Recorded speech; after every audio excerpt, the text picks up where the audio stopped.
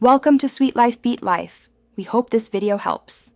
In this video, I will explain how to connect a printer to an Ethernet network.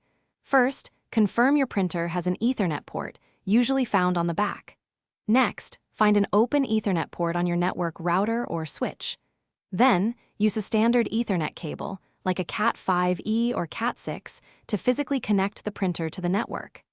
This initial step establishes the physical link for network communication.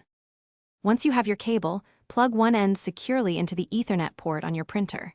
Then, take the other end and connect it to an available Ethernet port on your router or network switch. These ports are usually labeled and have a small indicator light. After establishing this physical link, power on your printer. It will then begin its startup sequence and attempt to acquire a network address. Now, access your printer's control panel or its web interface to configure network settings.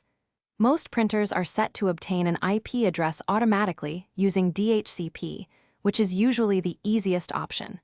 If your network requires it, you can manually assign a static IP address, along with the correct subnet mask and default gateway.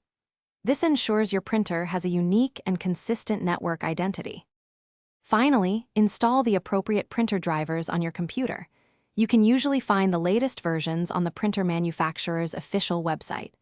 Once installed, add the network printer to your operating system, typically by searching for it by its IP address or hostname.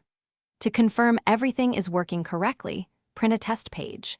This verifies that your printer is fully connected and ready for use. Thanks for watching. Consider subscribing if we helped you.